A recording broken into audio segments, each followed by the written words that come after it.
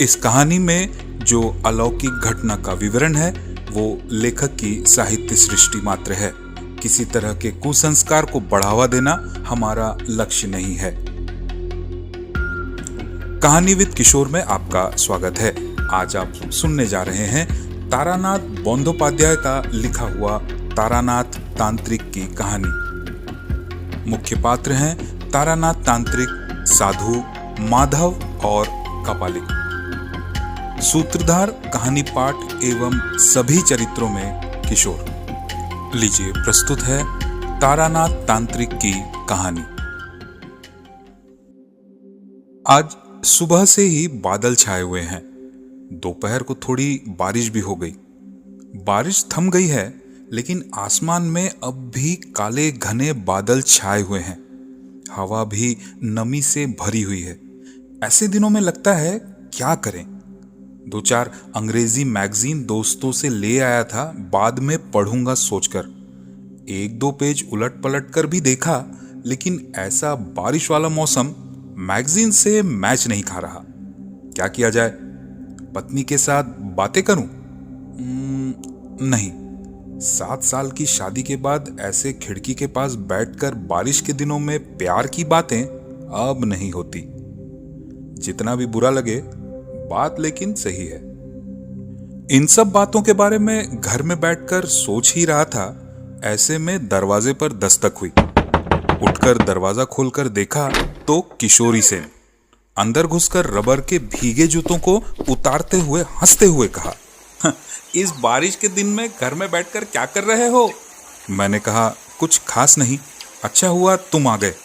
किशोरी ने कहा, ऐसे बैठकर कोई फायदा नहीं, कपड़े पहनो, चलो तारानाथ तांत्रिक के घर चलते हैं।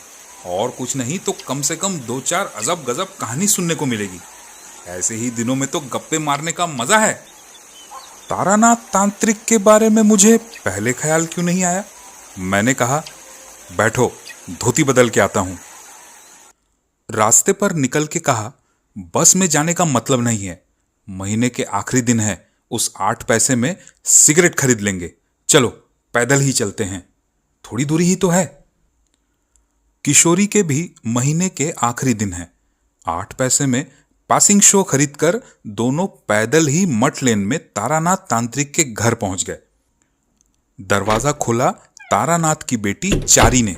दरवाजा खोलते ही कहा, चाचा जी, आज मेरे लेस की डिजाइन तो नहीं भूले? आप हमेशा भूल जाते हो। आज नहीं भूला, पहले से ही पॉकेट में रख लिया था।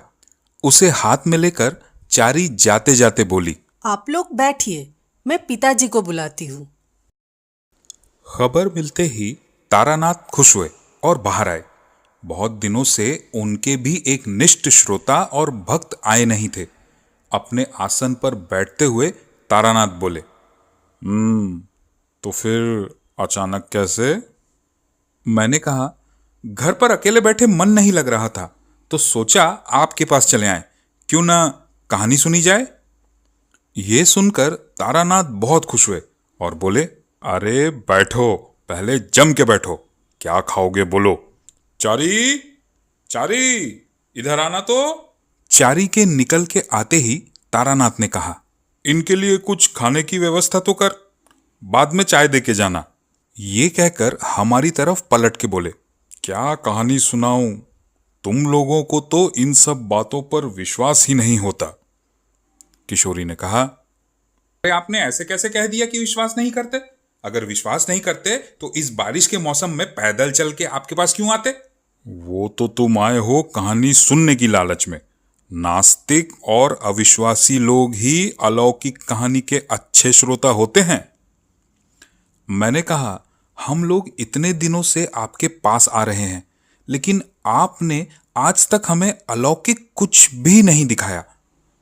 तारानाथ ने उज्जवल आंखों से मेरी तरफ देखते हुए कहा, मतलब हवा में हाथ हिलाकर मिठाई ले आना, पानी को मंत्र पढ़कर शरबत बना देना?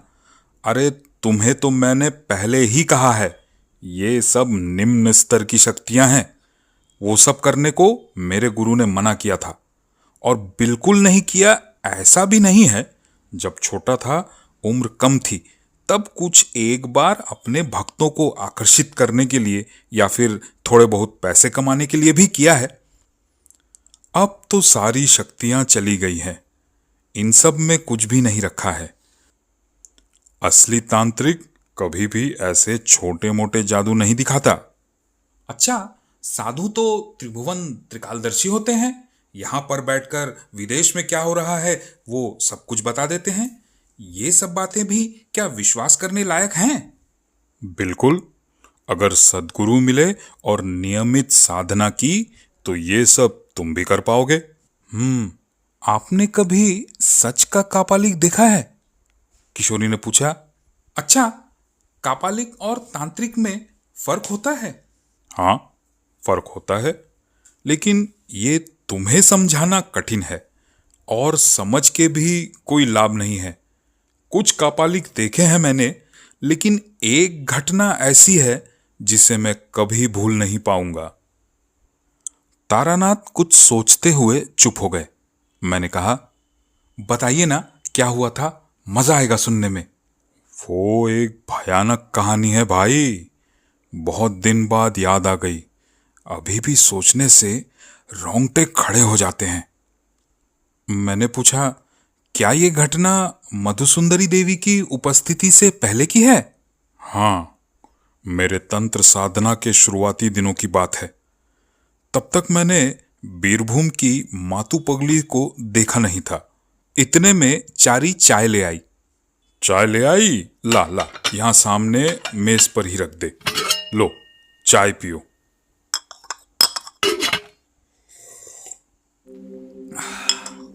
हमने चाय की चुस्की ली और तारानाथ तांत्रिक ने अपनी कहानी शुरू की। मेरी उम्र तब 22-23 साल रही होगी। घर पर मन नहीं लगता था। हमारे गांव के पास वाले बरगद पेड़ के नीचे एक विचित्र साधु आकर 7-8 दिन तक रहे थे। अपने सामने धुनी रमाकर बैठे रहते थे। सर पर बड़ी सी जटा लपेटे हुए, दोनों आंखें एकदम शांत। गांव वाले उनके पास फल दूध दे आते थे। महिलाएं हमेशा ताबीज और आशीर्वाद के लिए जिद करती थी।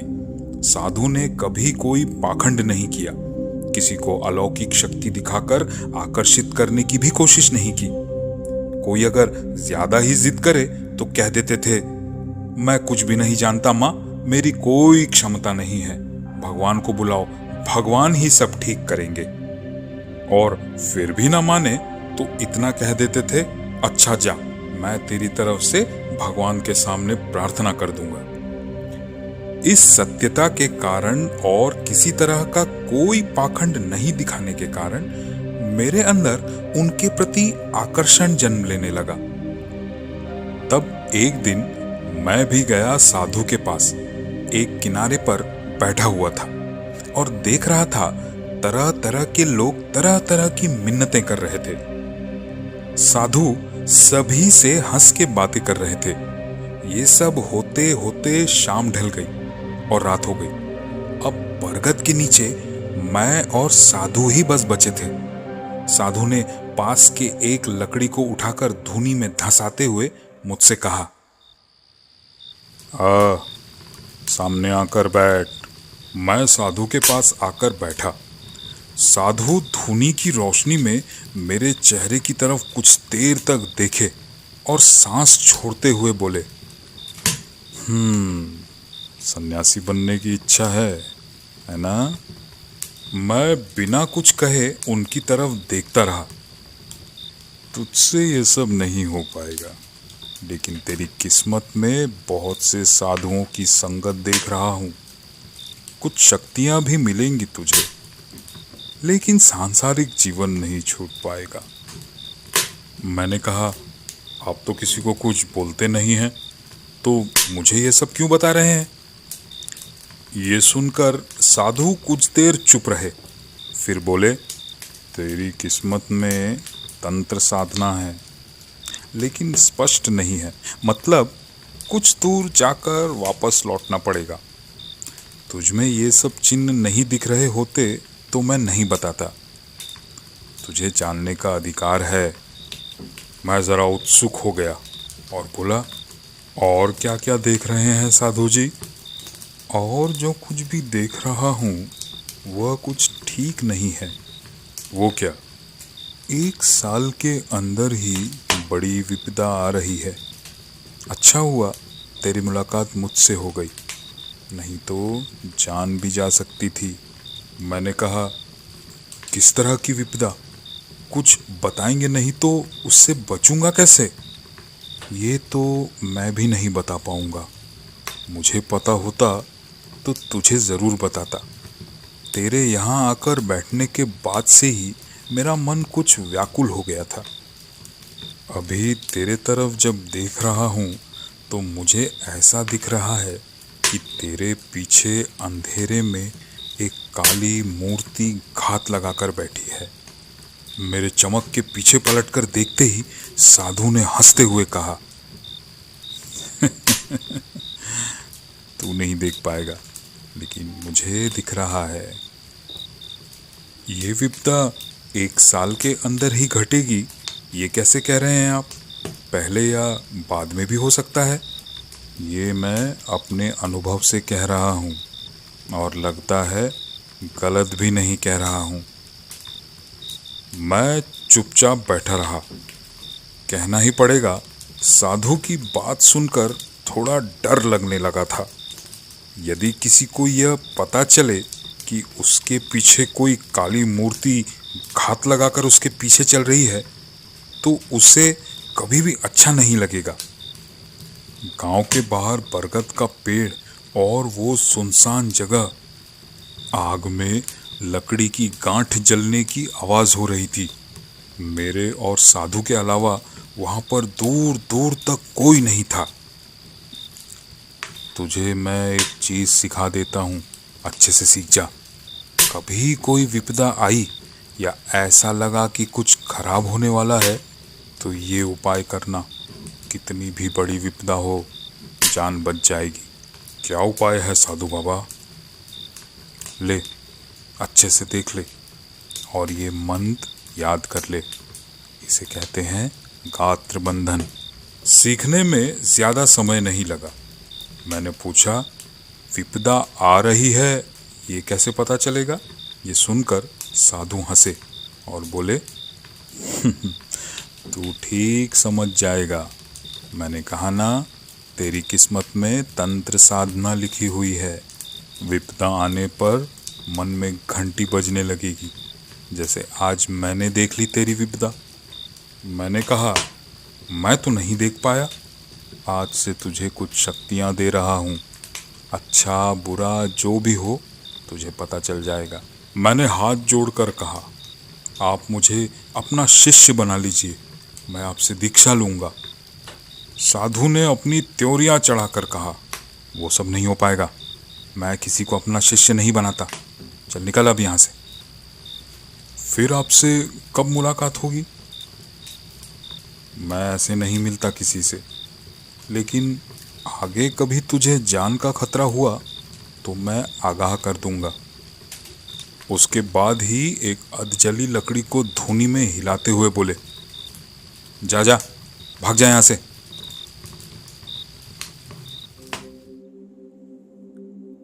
मैं घर लौट आया।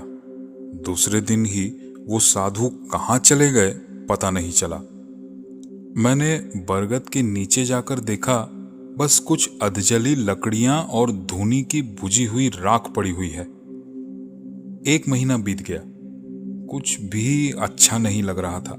बस घर छोड़कर चले जाने को मन कर रहा था। कुछ दिन ऐसे ही बीत गए। फिर एक दिन कुछ कपड़े और कुछ पैसे लेकर घर से निकल पड़ा। घर वालों को पता चल जाएगा और वो मुझे पकड़कर वापस ले आएंगे, इस डर से पूरा दिन मैं पैदल चलता था ताकि जितनी दूर हो सके निकल जाऊं। रात को किसी परिवार में शरण लेता था। उन दिनों लोग बहुत अच्छे होते थे, कोई कमी नहीं होती थी। दाल, चावल, अनाज, सब्जी, तरकारी, अपने गाय का दूध, सभी कुछ प्रचुर मात्रा में पाया जाता था। उस जमाने के लोग अतिथि का आदर सत्कार करने में कोई कमी नहीं रखते थे। अगर परिवार ब्राह्मण नहीं होता था तो गाय घर की एक कोने को साफ सुथरा करके खाना पकाने की व्यवस्था कर देते थे। वहीं बैठकर पकाता था और वो लोग इंतजार करते थे ब्राह्मण के हाथ का प्रसाद पाने का। इस तरह घूमते फिरते रहने को अब मन नहीं कर रहा था। बिना कारण के रोज रोज पैदल चलना, किसी के भी घर में रुक जाना, उनका दिया हुआ खाना। मैं क्या दूसरों के घर खाने के लिए ही अपने घर से निकला था? मेरे घर में क्या खाने की कमी थी? लेकिन जो ढूंढ रहा था वो नहीं मिला। खैर, पैदल चलते चलते शाम को एक गांव में जा पहुंचा। गांव घनी आबादी का नहीं था। मकान थोड़ी थोड़ी दूरी पर बने हुए थे। पूरा गांव फलदार पेड़ों से घिरा हुआ था। एक बड़े से आम के पेड़ वाले सुंदर मकान को देखकर तय किया कि यहीं पर रुकूंगा। सुंदर मकान का मतलब पक्का मकान नहीं, बड़ा सा आंगन बड़े बड़े कमरों से घिरा हुआ। आंगन में बड़ा सा धान का गोला, पास में ही गाय घर जिसमें कुछ गायें बैठ के जुगाली कर रही थी। मेरे पैर आंगन में पड़ते ही घर में शंख की ध्वनि हुई। सब कुछ मिला के एक संपन्न परिवार का लक्षण दिख रहा था। आंगन में खड़े होकर इधर उधर देख ही रहा था कि इतने में एक मध्यम आयु के पुरुष ने आकर पूछा, क्या चाहिए? मैंने कहा, मैं एक विदेशी हूँ, रात रुकने के लिए जगह मिल सकती है क्या? आप ब्राह्मण? ओ, आइए आइए। उन्होंने सुनते ही मुझे अंदर बुलाकर आसन पर बिठाया, मेरे पैर धोए। उनका नाम था माधव। वही इस घर के मुखिया थे, करीब 50 बीघा जमीन के मालिक। माधव बहुत अच्छे इंसान थे। मुझे खाना बनाने की व्यवस्था करने के बाद मेरे पास ही बैठे रहे और बातें करते रहे। बातों ही बातों में मैंने पूछा, हमारे यहाँ अतिथि सत्कार की परंपरा है, आप जो मेरा इतना जतन कर रहे हो, आपको इससे क्या लाभ? माधव ने जीभ काटते हुए कहा, जी, ऐसी बात मत बोलिए। ब्राह्मण देवता के भोजन की व्यवस्था कर पा रहा हूँ, ये तो मेरा परम सौभाग्य है। लेकिन बात क्या है पता है, हर एक अतिथि एक जैसे नहीं होते। हफ्ते भर पहले की ही बात है, हमारे घर में कांड हो गया था। चावल धो के बर्तन में डालते हुए पूछा, क्यों, क्या हुआ था? चोरी हो गई थी क्या? अरे वो होता तो कोई बात ही नहीं थी। सुनिए ना क्या हुआ था। पिछले सोमवार को ही शाम के वक्त एक लाल कपड़ा पहने सन्यासी आकर बोले, तुम्हारे यहाँ रहूंगा। हम तो भोले भाले लोग हैं। मैंने कहा, रहिए। गाय घर में उनके रहने की व्यवस्था कर दी। देखने में बहुत अच्छे थे, कोरा रंग, मोटा सा जनेऊ लपेटे, अच्छी कद काठी। उस रात तो कुछ नहीं हुआ। दूसरे दिन सुबह जाते हुए सन्यासी ने मुझे कहा, कल जो लड़की खाना बनाने के लिए सब सामान लाकर दे रही थी, वो तुम्हारी कौन है? मैंने कहा, वो मेरी बेटी है। क्यों? उसके बाद सन्यासी ने जो कहा, क्या बताऊं आपको, वो सुनते ही मेरे सर पर खून सवार हो गया। कहने लगा, तुम अपनी बेटी को मुझे दे दो, मैं उसे भैरवी बनाऊंगा। उसके शरीर में भैरवी के लक्षण हैं। मैंने आश्चर्य से पूछा, उसके बाद? उसके बाद क्या? चीखने चिल्लाने की आवाज सुनकर लोग जमा हो गए। मैंने कहा, जाओ, ब्राह्मण हो इसलिए आज बच गए, नहीं तो माधव की बेटी पर नजर डालने के बाद इस गांव से और जा नहीं पाते। सन्यासी मेरी तरफ घूर कर देखते हुए जाते जाते बोल गया, तूने ठीक नहीं किया, लड़की का उद्धार हो जाता, इसका फल जल्द ही भुगतेगा। ये क्या कह रहे हो? मामला तो गंभीर है। वो फिर दोबारा तो नहीं आया? माधव ने हंसते हुए कहा, वो और आने का साहस नहीं करेगा। सन्यासी हुआ तो क्या हुआ, जान सबको प्यारी है। माधव ने जतन करने में कोई कमी नहीं की। भोजन समाप्त करने के बाद एक कटोरी भर के दूध लाकर पास में रख दिया। मैंने कहा, इसकी क्या जरूरत थी? माधव ने कहा, अरे लीजिए लीजिए, ब्राह्मण सेवा करूंगा तभी तो मेरा कल्याण होगा। दूसरे दिन सुबह उठकर मैं माधव से विदाई लिया। उसने बहुत जोर दिया रुकने के लिए, लेकिन मैं नहीं रुका। मैंने पहले ही कहा था, मैं सिर्फ खाना खाने के लिए घर से नहीं निकला था। एक अच्छे इंसान के घर पर रुककर अन्न ग्रहण करते रहना मुझे अच्छा नहीं लगता था। इस रास्ते पर दोबारा आऊं तो उसके ही घर पर रुकूंगा, ये बात कहकर मैं निकल गया। दोपहर में एक जगह रुककर भोजन किया और फिर पैदल निकल गया। करीब 1-1.5 मील चलते चलते ऐसी जगह पर पहुंचा जहां आसपास दूर दूर तक कोई इंसान या गांव नहीं था। चारों तरफ सुनसान। पास में ही एक छोटी सी जलधारा या कहें छोटी नदी बह रही थी। क्या करूं समझ में नहीं आया, इसीलिए नदी के किनारे किनारे ही चलता रहा। कुछ देर चलते रहने के बाद सामने देखा एक शमशान। अच्छा खासा बड़ा शमशान था। चारों तरफ जहां देखो जली हुई लकड़ी, चटाई, टूटे कलश पड़े हुए थे। किशोरी ने कहा, उस निर्जन सुनसान जगह पर शाम के वक्त आपको डर नहीं लगा? नहीं, शमशान तो सबसे पवित्र जगह है। हर इंसान का पाप वहां आकर धुल जाता है। चुपचाप खड़े होकर चारों तरफ देख रहा था। इतने में पीछे से किसी ने गंभीर आवाज में कहा, या क्या चाहिए तुमको? हाँ? चमक कर पीछे पलट के देखा तो एक साधु खड़े थे। सर पर जटा, चेहरे पर लंबी दाढ़ी मूछ, लंबाई मुझसे 1 हाथ ऊपर, शरीर पर रक्तांबर, पैरों में खड़ाऊ। क्या काम है यहां पर? साधु को प्रणाम करते हुए कहा, कुछ खास जरूरत नहीं थी, बस पैदल पैदल चलते चलते यहां आकर पहुंच गया, बस इतना ही। कहाँ जाओगे?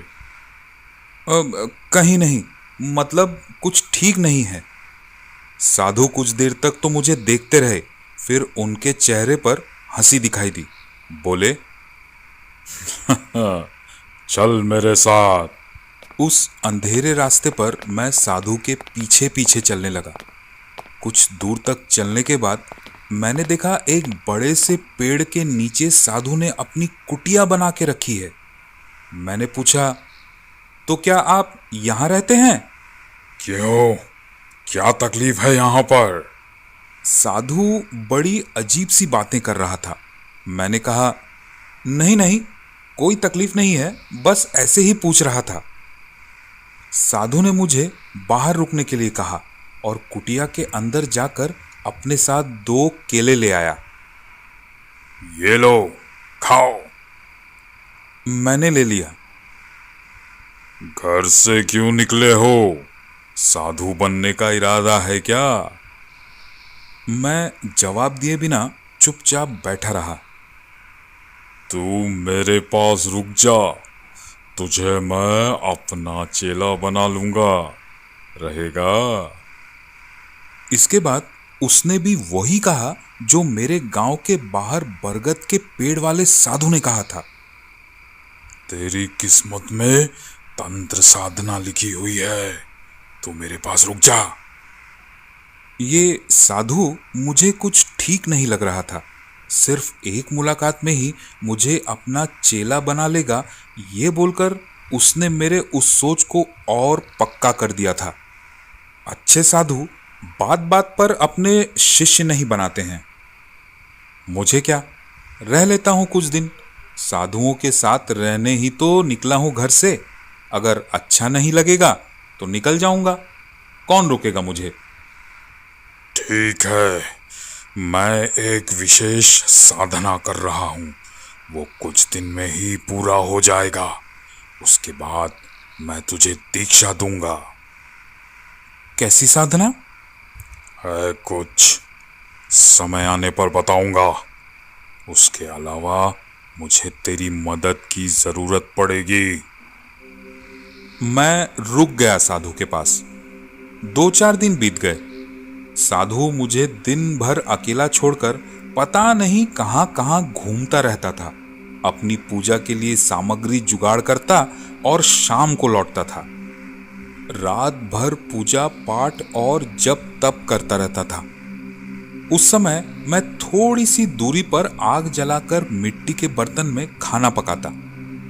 देर रात हम लोग भोजन करते। उसके कामकाज को देखकर मुझे पूरा यकीन हो गया था कि ये साधु एक कापालिक है। एक दिन साधु कहीं से एक मरा हुआ पक्षी हाथ में पकड़कर ले आया। फिर छुरी से उसका पेट चीरकर अतड़ियां बाहर निकाल ली और मुझसे छुपाकर कोई चीज उसके पेट में भर दी। फिर एक जैसे 2 बर्तन लाकर उसमें उस पक्षी को रख दिया और दूसरे बर्तन को ऊपर से ढक दिया। फिर आटा गूंथा। दोनों बर्तन को आटे से आपस में बंद कर दिया। मैंने आश्चर्य से पूछा, इससे क्या होगा? काम है। उसके बाद उस बर्तन को मेरे हाथ में रख कर बोला, इसे आग में सेको तो इसे 1 घंटे तक सेकना। इस तरह 3 दिन तक रोज 1 घंटे तक इसे सेकना। खाना बन चुका था। चूल्हे की आग जल रही थी। मैंने साधु से बर्तन लिया और बिना कुछ कहे चूल्हे पर रख दिया। साधु ने कहा, द्रव्य गुण के बारे में सुना है कभी? सुना है, लेकिन कभी देखा नहीं। पत्तों से पेड़ों से दवा बनती है जानता हूं। इससे रोग ठीक हो जाते हैं ये भी देखा हूं। लेकिन जो कुछ सुनने में आता है जैसे वशीकरण, स्तंभन, ये सब कभी भी नहीं देखा। वशीकरण? इसमें ऐसा क्या है? ज्यादा जटिल प्रक्रिया में जाने की जरूरत क्या है? एक सीधा तरीका बताता हूं, सुनो। कोशिश करोगे तो तुम भी कर पाओगे। कैसे? जिस किसी भी अमावस्या की दोपहरी में अगर जोर की हवा चले और उस हवा में उड़ते हुए सूखे पेड़ के पत्ते को मंत्र पढ़ते हुए बाएं हाथ में पकड़कर उसका चूरा बना लेना होगा और उस चूरे को पान, दूध या किसी भी खाने की वस्तु में मिलाकर अगर किसी को खिला दिया तो वो तुम्हारे सामने कुत्ते की तरह दुम हिलाता हुआ तुम्हारी बात मानेगा। मेरे पास है, देखना चाहोगे? साधु झोपड़ी के अंदर से एक सूखा पीपल का पत्ता ले आया और बोला, भाद्रपद की अमावस्या में पकड़ा था। मेरे पास रहो, इसका गुण दिखा दूंगा।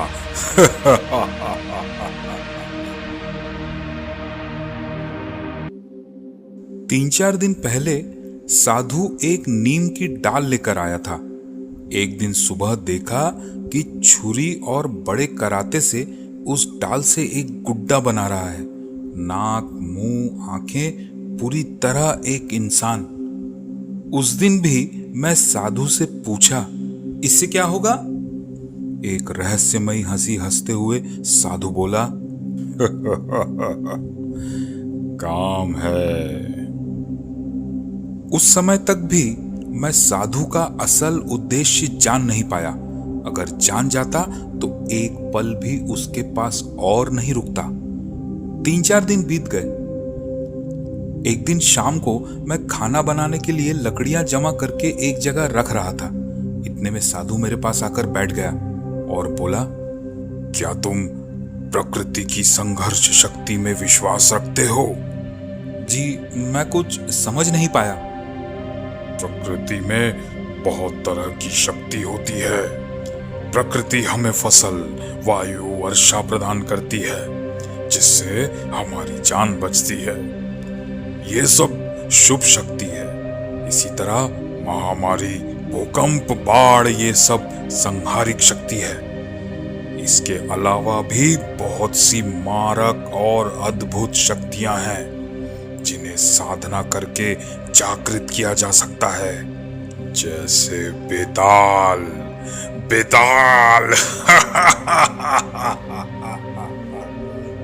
बेताल एक काली शक्ति है। इसकी मारक क्षमता अमेघ है। एक बार जाग जाए तो जब तक काम खत्म ना कर ले वो सोता नहीं। मेरे हाथ पैर कांपने लगे थे। मैंने पूछा, और अगर काम ना खत्म कर पाए, यदि काम में बाधा आए? कापाले की आंखें लाल हो गईं। बेताल को बाधा देना कठिन है, या यूं कहो असंभव है। अगर फिर भी बाधा हुई तो जिसने उसे जगाया है वो उसकी हत्या कर देगा। ये आग से खेलने के जैसा है। साधु कुछ देर चुप रहा और बोला, आज रात मैं तुझे बेताल जगाने की पद्धति दिखाऊंगा। तू डरेगा तो नहीं ना? पहले तो सोचा कह दूं हाँ और अपना पोटला लेकर भाग जाऊं, लेकिन पता नहीं कैसा एक आकर्षण हुआ। मैंने पूछा, क्या आप इसकी ही साधना कर रहे थे? साधु ने हंसकर कहा, ठीक, एकदम ठीक। उस दिन रात जब गहरी हो गई, साधु ने अपनी साधना शुरू की। मंदार फूल की माला, रक्त चंदन, ये सब पहले से ही था। साधु वो नीम का पुतला लेकर आया और उस पर अच्छे से तेल और सिंदूर का लेप लगाया। उसके बाद उसे कमर तक गाड़ दिया मिट्टी में और उसके चारों तरफ मंदार फूल की माला को रख दिया। पद्मासन में बैठकर पता नहीं कौन सा मंत्र बड़बड़ाते हुए पुतले के ऊपर चंदन का छींटा मारने लगा।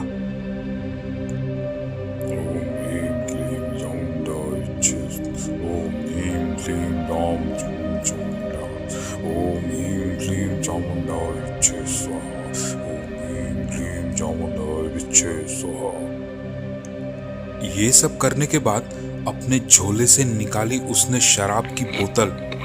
साधु की झोपड़ी में पहले से ही एक मानव खोपड़ी रखी हुई थी।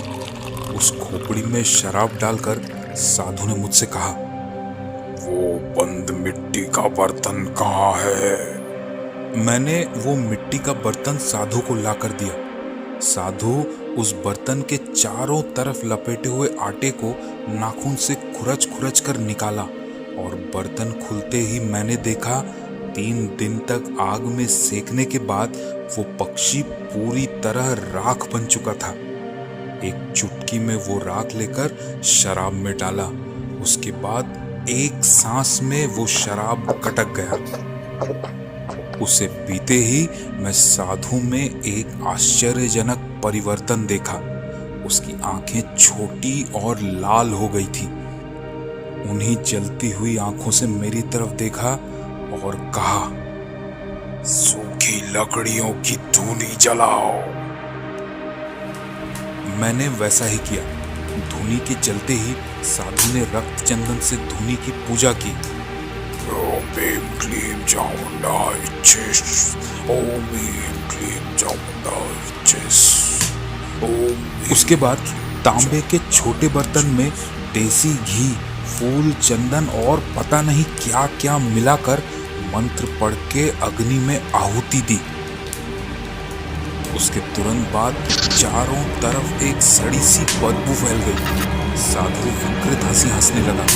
मुझे लगा जैसे उस धूनी की राख से एक काली डरावनी मूर्ति उठी और हवा में मिलकर जाने कहां चली गई।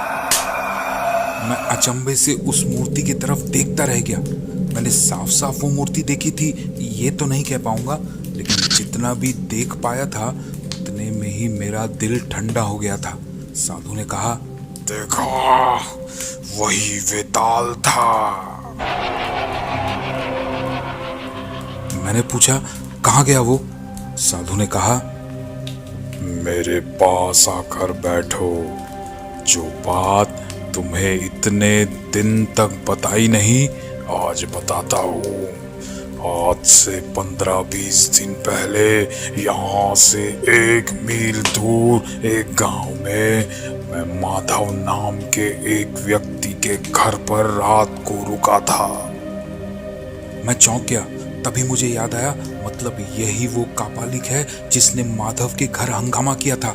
कापालिक ने आगे कहा, उसी माधव की बेटी के शरीर को देखकर मैं आकर्षित हो गया था और उसे अपने साथ ले जाने की इच्छा व्यक्त की थी। मेरे पास कोई भैरवी नहीं है, मैं उसे अपनी भैरवी बनाकर रखना चाहता था।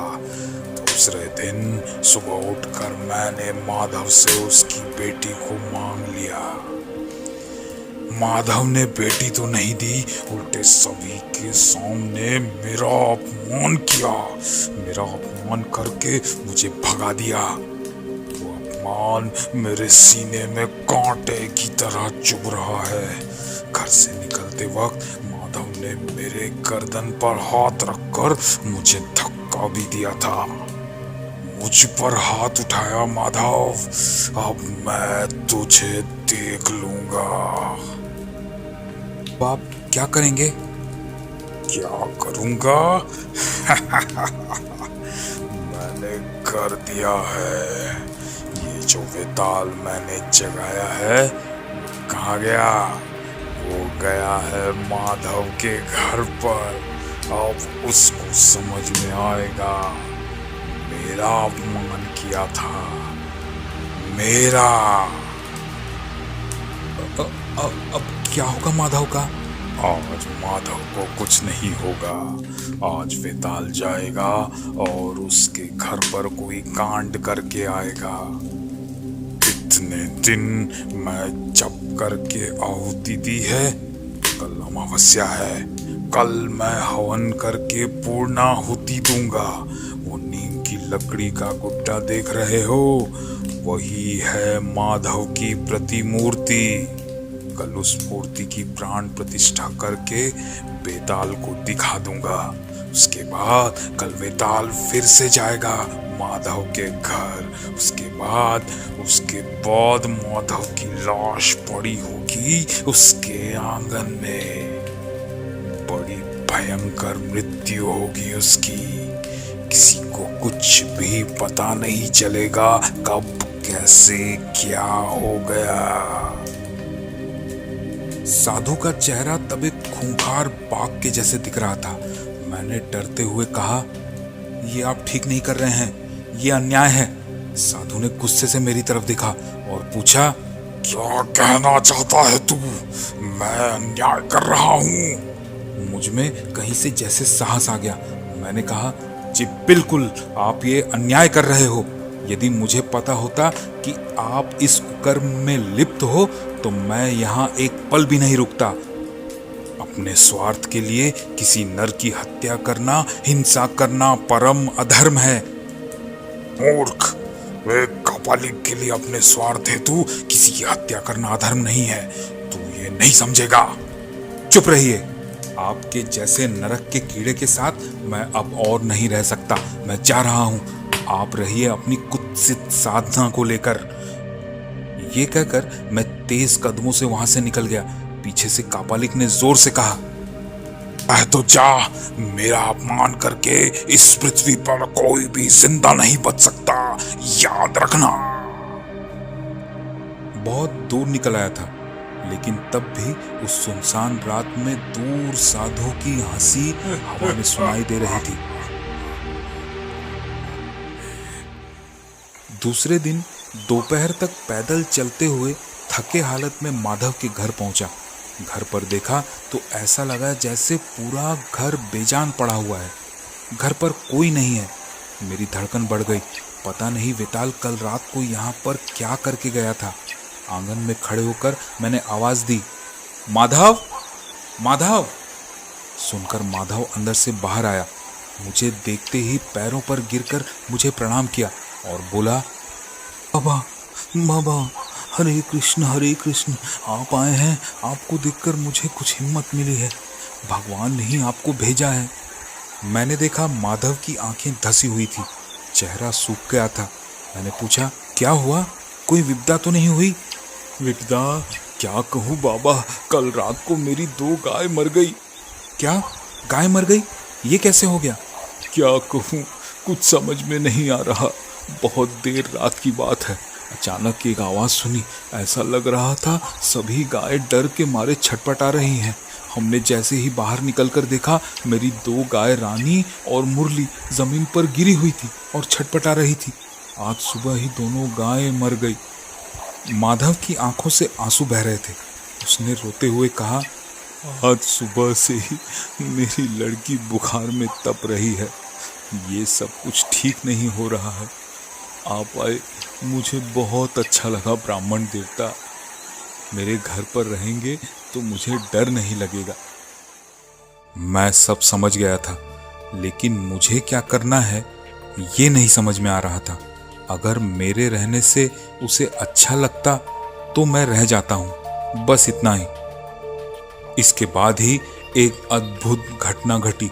जब तक शाम ढलने लगी थी, माधव ने फलाहार का आयोजन किया। मैं फलाहार ग्रहण करके थोड़ी देर बगीचे में टहलने लगा। टहलते टहलते पता नहीं मुझे कुछ अजीब सा लगने लगा। क्या, वो मैं नहीं समझा पाऊंगा। ऐसा लगा जैसे कोई बड़ी विपदा आने वाली है, मेरे बहुत पास आ गई है। उस अंधेरे आम के बगीचे में मेरा शरीर जैसे ठंडा हो गया। दूर कोने में ऐसा लगा जैसे कोई आम के पेड़ के नीचे खड़ा है, और कुछ देर में मैं डर के मारे चीखने ही वाला था। इतने में मैं उसे पहचान गया। हमारे गांव के बरगद के पेड़ वाले वही सौम्य साधु, जिन्होंने कहा था अगर मुझ पर विपदा आई तो वो मुझे दर्शन देंगे। तो क्या सच में आज मुझ पर कोई बड़ी विपदा आने वाली है? मैं दूर से ही साधु बाबा को प्रणाम किया। साधु बाबा ने हंसकर मुझे आशीर्वाद दिया। फिर अचानक सब गायब हो गया। कहाँ साधु? कहीं कोई भी नहीं। लौट के माधव से कहा, देखो, आज हम दोनों पर ही कोई बड़ी विपदा आने वाली है। वो विपदा क्या है मैं नहीं बताऊंगा, और तुम्हें जानने की ज़रूरत भी नहीं है। बस आज की रात तुम और तुम्हारा परिवार इस घर की चौखट से बाहर मत निकलना। चुपचाप चुपचाप घर में बैठकर भगवान को याद करना। मुझे एक लोटे में पानी लाकर दो। माधव का चेहरा सूख के और छोटा हो गया। वो दौड़ के जाकर मुझे एक लोटे में पानी लाकर दिया। मैंने लोटा अपने हाथों में लेकर मंत्र पढ़ते हुए जल को शुद्ध किया और हाथ से उस जल को घर के चारों तरफ छिड़क कर घर को बांध दिया। मैं समझ गया था विपदा हम दोनों के ऊपर ही आई है। आज अमावस्या है और आज ही कापालिक का बेताल हम दोनों को मार डालेगा। खतरा हम दोनों को ही है, बाकी घर वालों को कुछ नहीं होगा। लेकिन फिर भी मैंने पूरे घर को मंत्र से बांध दिया। रात को खाने के बाद मैंने माधव से कहा, सुनो, आज हम दोनों एक ही कमरे में सोएंगे। घर के बाकी लोग क्या सो गए हैं? उसने कहा, हाँ ठीक है, आओ आओ मेरे साथ। कमरे में जाकर मैंने माधव से कहा, उस लोटे से थोड़ा पानी पलंग के चारों पैरों पर डालो। अब सीधे पैर के अंगूठे से पानी की रेखा बनाते हुए पलंग के चारों तरफ एक चक्कर लगाओ। तुम शुरू करो, मैं तुम्हारे साथ मंत्र पढ़ते पढ़ते चक्कर लगाऊंगा। तुम गृह स्वामी हो, तुम्हें ही करना होगा, नहीं तो मैं कर देता। क्या विचित्र और भयंकर रात थी। जाने क्या होगा, जाने कौन आएगा। माधव मेरे पास चुपचाप बैठ गया। आधी रात बीतने के बाद बाहर जोर की हवा से आम का बगीचा कांप उठा। मौसम तो आंधी तूफान का नहीं है, फिर ये तेज हवा कैसे चलने लगी? उसके बाद ही वो हवा आंधी का रूप ले ली। आंधी जैसे पूरे आम के बगीचे को ही तोड़ डालेगी। घर के खिड़की दरवाजे जोर जोर से बंद और खुलने लगे। घर की महिलाएं डर के मारे चीखने चिल्लाने लगी। मैंने जोर से कहा, बाहर मत निकलना। उस आंधी के बीच में जैसे कोई अमानुषिक भयंकर ओंकार भर रहा था, जैसे कोई छद्म वेश धारण करके घर में घुसने की कोशिश कर रहा था, बार बार और बाधा पाकर वापस लौट रहा था। बहुत देर तक ये सब चलने के बाद जैसे आंधी एकदम से शांत हो गई। आम का बगीचा फिर से शांत हो गया। हल्की हवा से केले के पत्ते हिल रहे थे। जो घर में घुसने की कोशिश कर रहा था वो शायद नाकाम होकर लौट गया है। मेरे मन में जो विपदा के भाव थे वो भी अब चले गए। माधव मेरी तरफ आतंकित आंखों से देख रहा था। मैंने कहा, अब कोई डर नहीं है, हम लोग शायद बच गए। उस रात हम लोग पलंग पर ही बैठे रहे।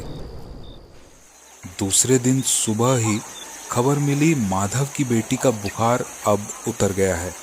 मैं सुबह ही उनसे विदा लेना चाहता था, लेकिन माधव किसी तरह भी मुझे जाने देना नहीं चाहता। कहने लगा, आपकी दया से ही हम बच गए, आपको तो मैं रोक नहीं पाऊंगा, जानता हूं, लेकिन दोपहर का खाना खाकर ही जाना पड़ेगा आपको। मैंने रुक के अच्छा ही किया, नहीं तो उस घटना का अंत नहीं पता चलता। शाम को उनसे विदा होकर जब पैदल चलते चलते 1 मील तक पहुंचा, तब देखा घोड़े पर चढ़कर दारोगा बाबू अपने साथ 2 सिपाही लेकर कहीं जा रहे हैं। जब मेरे पास से गुजरने लगे तो पता नहीं क्या सोचकर मैंने सिपाही से पूछा, कहाँ जा रहे हो? सिपाही ने कहा, आगे कुछ दूरी पर एक शमशान है, जानते हैं? उस शमशान में एक कापालिक रहता था, उसका खून हो गया है। दबी आवाज में मैंने पूछा, कैसे पता चला कि खून हुआ है? उसके सर को धड़ से पकड़कर उल्टी तरफ मोड़ दिया है। एक इंसान का काम नहीं है, बहुत लोगों ने मिल के किया है। मैं समझ गया कि कापालिक ने ही कहा था, वेताल को काम करने में अगर बाधा हुई तो वो वापस आकर उस पर ही हमला करेगा जिसने उसे जगाया है। बाप रे, कितनी भयंकर मौत। एक बार उन लोगों के साथ जाकर कापालिक के मृत शरीर को देखकर आने का मन किया था, लेकिन मैंने ऐसा कुछ नहीं किया। मन ही मन मैं अपने गांव वाले साधु को प्रणाम किया और वहां से चला गया। कहानी खत्म करके तारानाथ ने कहा, कैसी लगी कहानी? हमने कहा, अच्छी थी। रास्ते पर निकलकर किशोरी से पूछा, विश्वास हुआ? उसका जवाब न देकर किशोरी ने हंसते हुए कहा, अरे दिन तो अच्छा गुजरा ना। आप सुन रहे थे तारादास बंदोपाध्याय की रचना तारानाथ तांत्रिक की कहानी आपको कैसी लगी हमें कमेंट सेक्शन में अवश्य बताएं। चैनल को लाइक करें, शेयर करें, सब्सक्राइब करें। मिलेंगे अगली कहानी में, तब तक के लिए नमस्कार।